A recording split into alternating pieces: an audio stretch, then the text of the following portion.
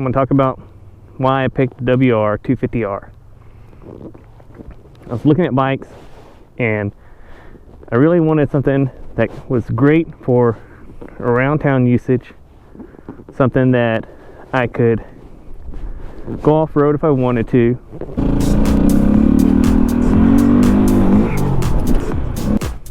and it was great on gas mileage and low on maintenance. So I looked around, looked at a couple DRZs, 400s, looked at the WR, looked at converting a KTM 300 350, looked at the Husqvarna,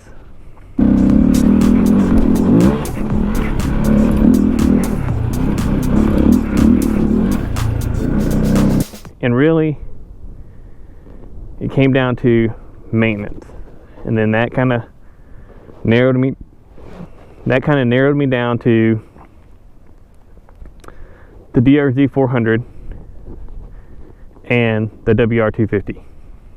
So I kind of wanted a supermoto that I could have put a thicker Meteor tread tire on.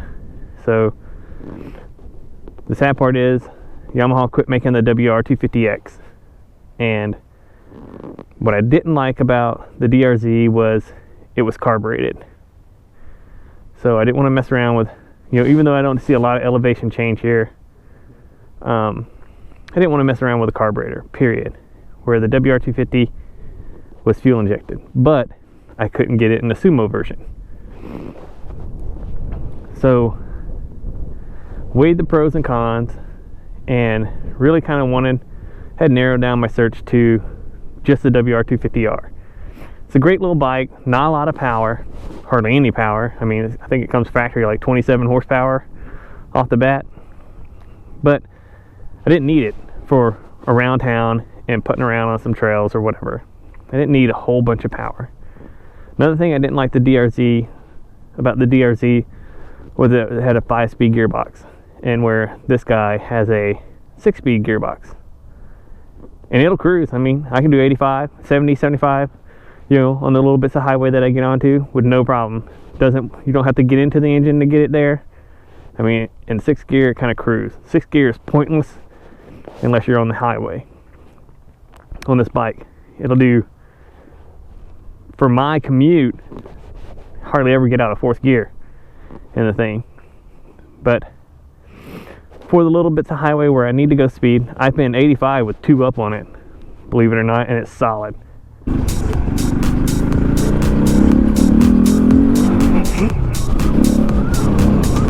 So this is the bike I kind of wanted. I knew, I was like, okay, I was focusing everything on this and what it would cost me to supermoto it. And my wife and I were on a trip to Texas, and as we're driving to Texas, she showed me a picture of the bike. She goes, "Is this the bike that you want?" And I was like, "Yep, that's what I want." And she goes, "Good, because I bought it for you."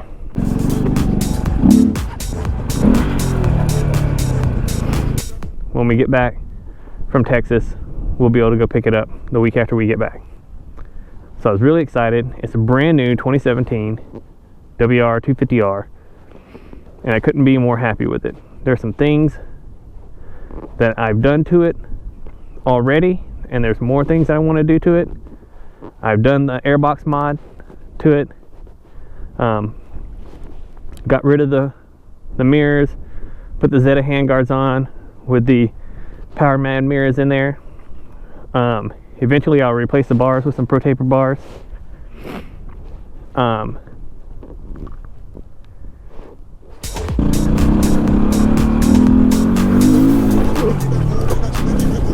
I'll eventually supermoto it with a set of Warp 9 wheels, and I'd like to get a skid plate for it, skid plate bash plate, radiator guard for it, and the last thing I'll do will replace the exhaust. And I'm probably just going to go with a power bomb head or FMF pipe, and at that time I'll get the FMF fuel management programmer, and I'll do the AIS block off for it. At that point in time, I don't see any point doing the AIS right yet, simply because the bike comes from the factory running really lean, and the leaner I run it, opening up the airflow with the AIS, the X-Up servo, eliminator, throwing the exhaust, it already runs really lean. So I'd like to get a programmer for it and kind of wrench it, make it run a little richer than what it is before I start doing those things that'll lean it out more. So that's going to be an all-in-one thing, the exhaust wheel. I think the next step is get rid of this ugly tail section, do a DRC Edge 2 tail light with integrated blinkers, and that'll clean up the rear end a lot. I did the plastic dip on the wheels myself, and they've held up pretty good. And this is from my poor way of doing it, because I did it a poor way. Because I'm poor, I didn't take it off the wheel, do anything like that. So I did it all on the wheel. It's held up decent, and it personalized the bike for me, for what I want.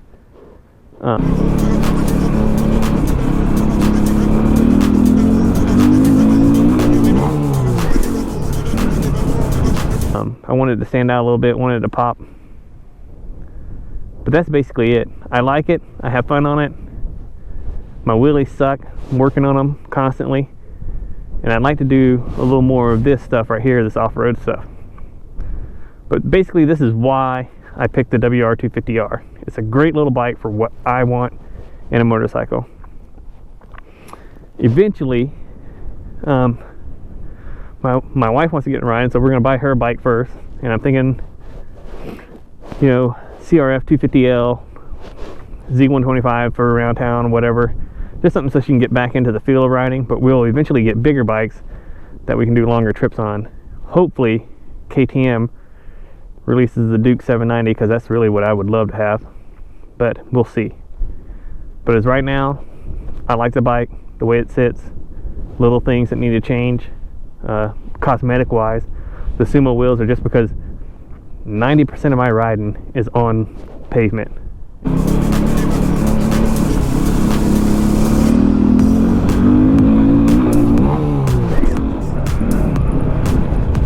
And it'll just make better sense to do some sumo conversion to it. That way I'm not burning through tires every 300 or 3,000 miles. But I like it, and that's it.